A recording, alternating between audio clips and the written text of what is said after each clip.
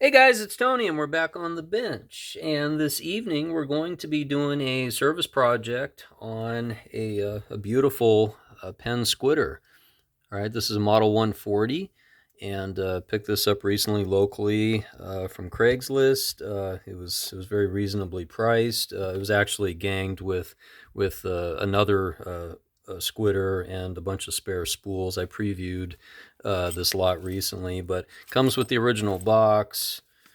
It's a little worn, of course, but you got the rod clamp, and you've got all the original literature, and it looks like we've even got an old lube tube in there. So really cool stuff, and it's always cool to find these reels, and it's even cooler when you find them in this good a shape. Just the detail on this. I don't think this reel was fished much, to tell you the truth. Um, it's in pretty good shape. So we're just going to get into breaking it down. We're going to show you how to do that, how to clean the parts, and re-lube and rebuild.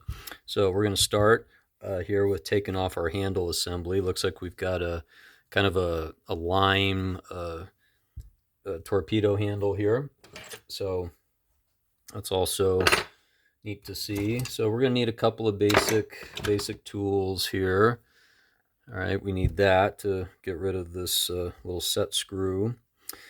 But yeah, we're getting back at it. I've been trying to crank out whatever I can. Right now, we're in the heat of the summer, and there also has to be time for not just work, but also fishing as well. So we're going to get this handle nut off. But yeah, it's hard to say when this reel was last used. I think it's been sitting for quite a while. My guess is it was probably purchased somewhere in the 70s, maybe late 70s, mid 70s, somewhere around there. Okay, we're going to spin that star wheel back to help lift up that handle, and then we're going to back this wheel off. Okay, while we're doing this, we're going to spray some of these parts down just with a little bit of penetrating oil. Let that sink in while we work. Okay, now we've got a collar here. Sometimes these collars, they get stuck in there sometimes just from old grease and whatnot. Okay, but this is a take-apart design reel. Okay, and the Squidder was popular because it essentially, when you bought it and you bought this plastic spool, they came with them. They have air brake fins, and that was kind of taken over primarily at a certain point with magnetic systems and whatnot. But there's a single thumb screw here, and seems to be a little on the tight side, so we're going to spray some penetrating oil on there, and we're going to try to gently take this off with a pair of pliers. Just back it out like so. But yeah, the fact that this reel is clean as it is makes it very, very easy to work on, or easier, I should say. So you pull that out, and then you should be able to turn. In this case, it's not doing so. So what I'm probably going to do off camera is I'm going to spend a little time here gently breaking this loose, and we'll come back in a minute. Okay, so we spent a little bit of time letting some WD-40 sink in there, and we're finally able to loosen this up. So what you do is you pull this pin out. Once you unscrew it a few turns, you pull it out, and then you turn basically an eighth of a turn, and then you should be able to get your handle assembly off. It's just been on there for so long that it just didn't want to come loose. So now we can pull our spool out. Really nice and dry and clean in there, which is interesting. So we've got a ball bearing. That was the other claim to fame with this particular model, is that it came with ball bearings, both sides. The Surfmaster 2000 is essentially the same reel, more or less, but without the ball bearings and without the air brake fins that you have here. And these fins acted as a braking system when you were casting in the surf. And you really needed an educated thumb to make these conventionals work in those kinds of conditions. Okay, so what we're going to do is we're going to hit that with some WD-40 right now. We're just going to clean this up real briefly. There's like no sign of any corrosion on here. The gentleman that I got these from, these two Squidders, he had, I think it was like 7 or 8 extra 140 spools, and most of them were plastic. There were a couple of metal ones in there. But I'm not 100% sure what the story was, but I think it's possible that maybe a couple of these Squidders just didn't really get used hardly at all, and maybe they were just backups or something. Who knows? But yeah, finding and replacing chrome pieces like this are pretty difficult and also expensive. Ironically enough, I have another Squidder here in a bag sitting here on the bench, but it's missing parts and components.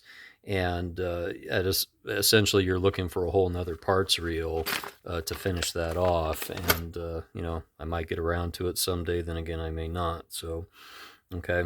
So this is nice and shiny and clean. No problems there. Okay, the only other thing that we will do is just put a little bit of WD-40 on this inner ring here just to kind of create a nice lubed film, and hopefully that will that'll help that all kind of go back together. Now, one thing to note and check anytime you're dealing with these ball bearings here.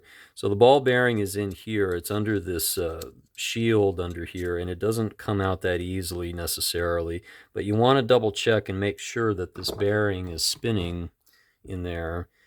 And you can essentially do that with the help of a small screwdriver like this, and you can look real closely. I can see it. It's almost impossible to see on camera, but I can see it spinning and turning freely. Okay, so that's good. If it feels rough, well, then you might have to soak some more oil, some more penetrating oil in there. I'm going to continue to let that soak in there just a little bit more, just to kind of help break it down. But then essentially, we're going to flood that bearing with some Real X oil, and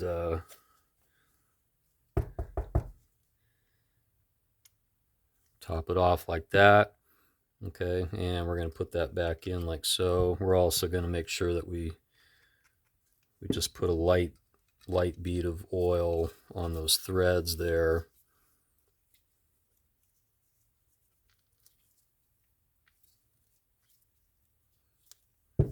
Okay, and as far as this is concerned, we're just going to clean off the shaft both sides. We're going to take some 4-0 steel wool to this.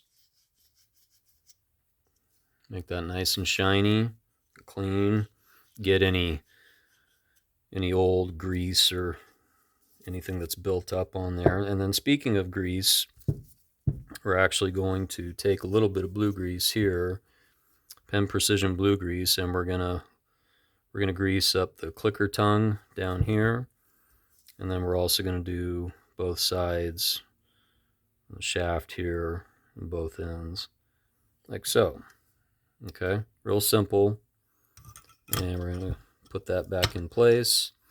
Okay, the beauty of this system is that you could change out your spools right there, on the spot. And if you're changing over to a lighter line or a heavier line or whatever, we're also going to do just a light bead of oil right here on that thumb screw thread. Okay, now for the business end here. So you want to cup the side like this, okay, and then we've got 4 screws that have to come out. And I've said this many times, you've got 2 fully threaded screws down here at the base, and then 2 partially threaded screws at the top. Okay, we're going to just throw those into a parts tray there. But yeah, when I found these reels that this gentleman had for sale, I couldn't pass them up because frankly they're great reels, and when they're in this good a shape, they're worth getting, for a certain amount of money at least. If it was all corroded and which a lot of them are, and rusted and stuff like that, I wouldn't even. I probably wouldn't even waste $10 on one, just because once you see them in that shape, and then you have to, like if the cosmetics doesn't bother you too much, if the cosmetics are bad, that's one thing. But if you have to start replacing bearings and stuff like that, well, that's a different story, and that gets to be very, very pricey. But these, that's not the case. Now you want to be careful because you've got small parts in there, and one of them is a spring, a dog spring, that can go flying out on you real easily. So you want to be very careful when you do this. You take these parts out,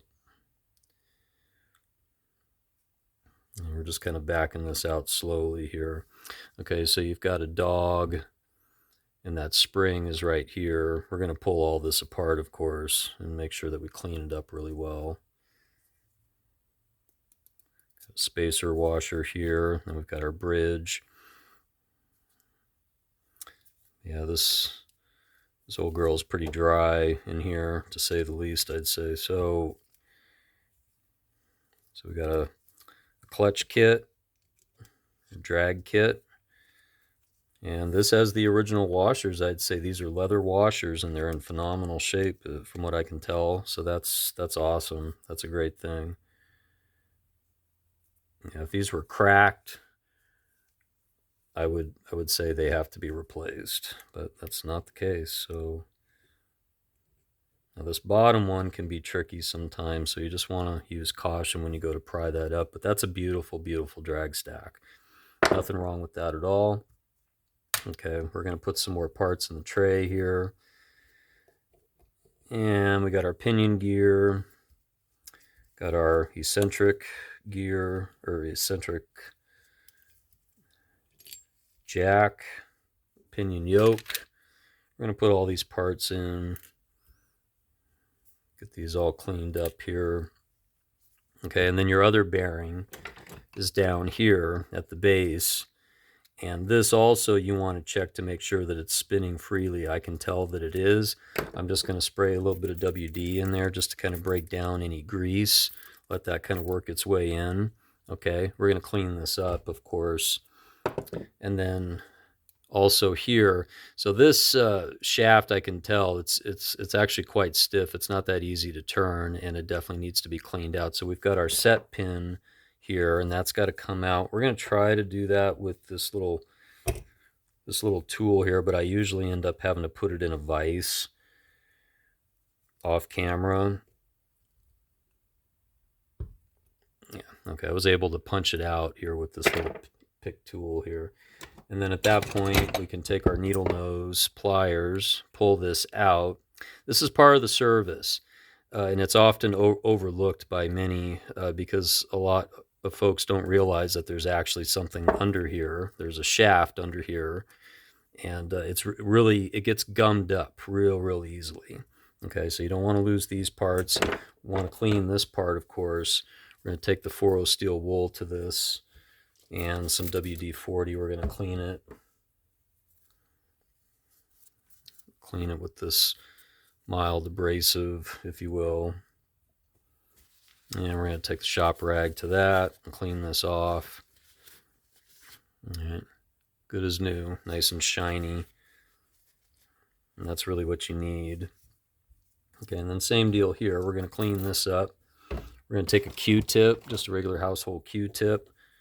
Clean this out really well.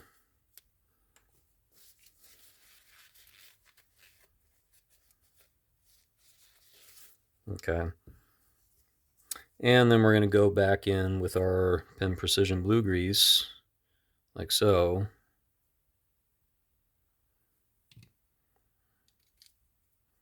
Yeah, that's a whole nother world there. That's good.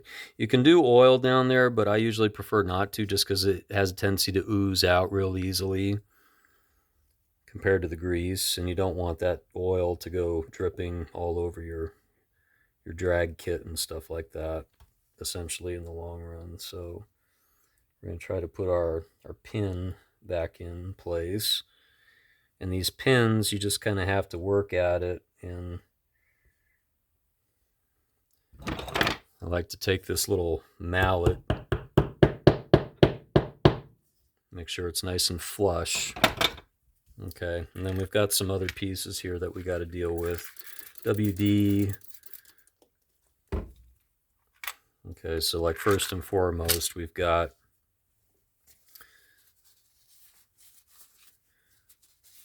the main gear. Okay, it's in pretty good shape, not too bad. We're going to take a brass wire brush to those teeth, though. We're going to clean this out really well.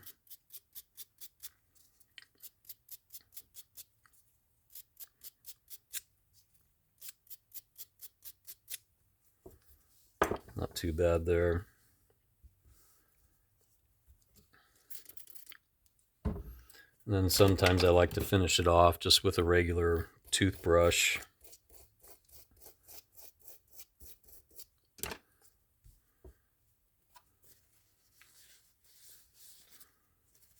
Okay, so you've got a spacer washer here, a hard spacer washer. That's going to go back on first.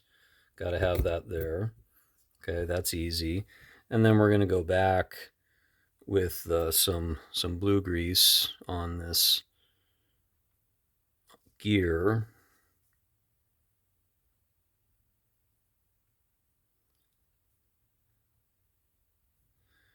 And you don't have to get every tooth on there, because the grease will work its way around, but you want to get enough. Okay, and then we're going to put our washers back in. So we've got a leather washer, and you want to try to prevent any oil or grease from getting on there. You want to make sure that these washers are nice and clean. In this case, they are. If they're not, you need to take some of that 4-0 steel wool and clean them off to the point where they're shiny like these are. Yeah, I honestly don't feel that this reel was used a lot. You got a keyed washer here, so that's going to go on next. And then we've got a leather washer.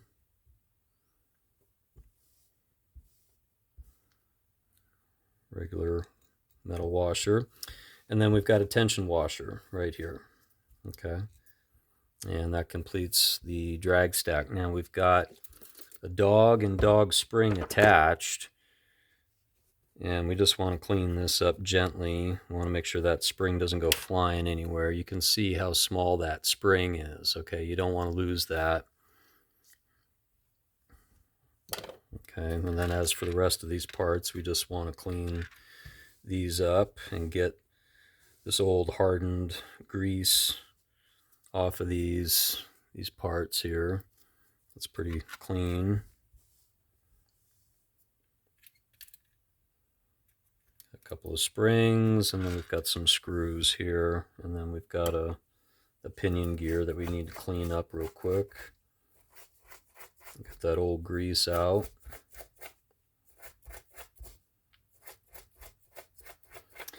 Yeah, I think a lot of folks out there might say, reels like this are a thing of the past, but, they work. When they're in good shape like this, they do work. And if you know what you're doing with them, they do produce pretty good results. And frankly, using reels like this are better for fighting larger game fish. You just get a lot more power, a lot more torque out of these old conventionals typically. So, okay. So next, now that we got these parts clean, we just kind of want to double check in here. I'm going to take a Q-tip in here, and we're going to clean out. You can see we've got some old packed grease in here. We want to get all that out, but it's not that bad really. And the WD-40 is going to help ensure that there's no rust damage. It'll prevent corrosion damage, things like that. It's perfect for these applications. You just want to make sure that you don't get your drag stack soaked in it. Okay, but it'll help lubricate and protect. And then we're going to do a little bit of Real X oil here on that bearing, like so. And then we're also going to do a little bit of grease here on that eccentric roller. Okay, 2 springs, boom, boom.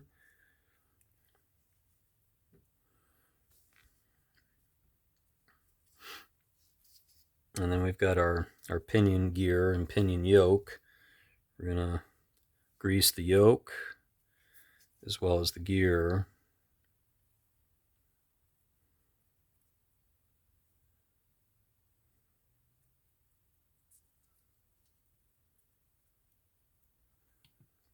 And we're gonna put that back in place like that. Rest that there like that. And then we've got our eccentric jack. We're just gonna hit some blue grease here as well as up here.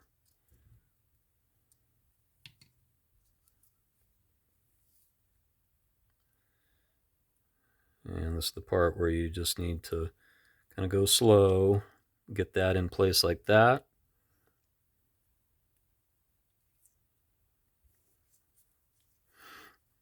And then at this point, you're ready to put your dog and your gear set back in position. You need one of these fully threaded screws to do this process. Okay, and what we're going to do here is we're going to start our main gear set and bridge assembly like so, and just kind of work it so that we can hold it in place like this, and just kind of hold down on that, and then you've got your dog right here.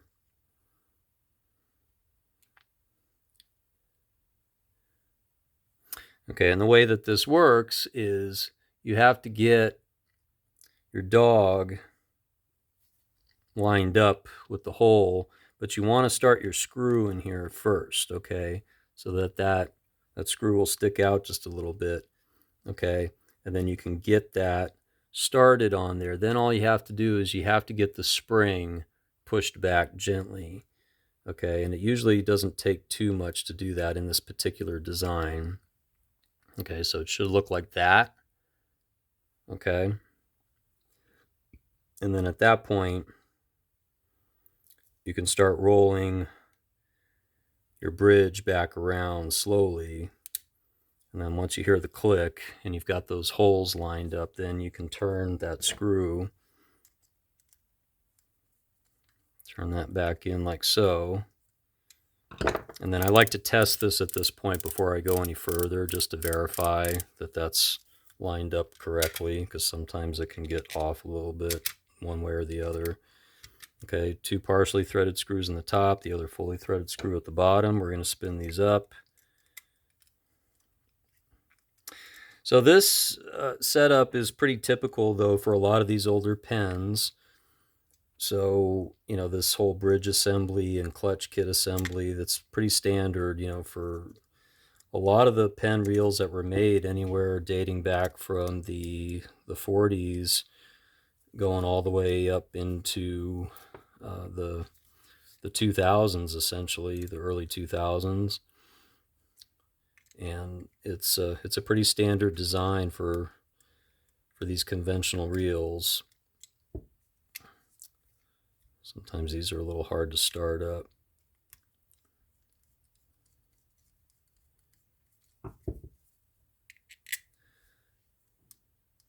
And you don't want to over tighten these, but you do want them tight enough, so just make sure that you go slow when you're doing those turns. And you don't really want to do more than like a quarter turn once, you know, you have it tightened. And I just kind of go back and forth here.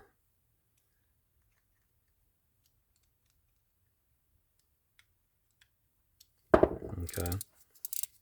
All right, so that's working great.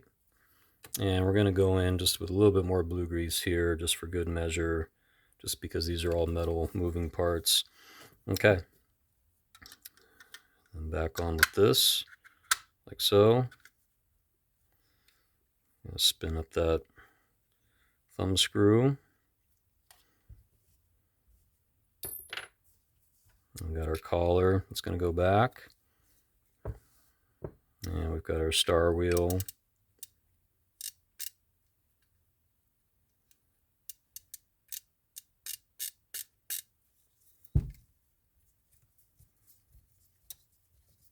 Yeah, great design, great reel.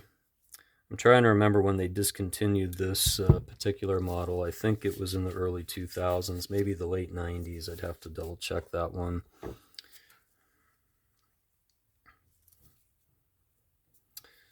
This torpedo handle is still a little on the sluggish side, so we're just going to exercise that a little bit with some more WD-40. And it should be literally that easy to spin that around. If it's not, then it needs more attention. Nice handle, good shape. Normally these are really scratched and banged up from reels that have been used and abused, more or less. So put that handle nut back in position like so. And you just want to make sure that your star wheel is down far enough so that the base of the handle goes all the way down. Okay, then we're going to take our handle nut wrench.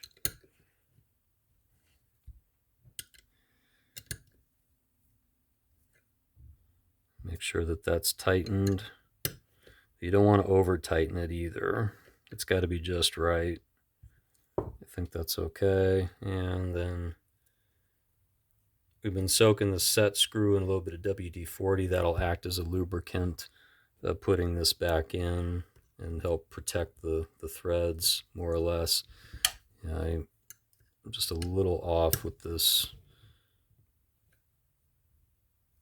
Just got to have it just right to get this set screw back in.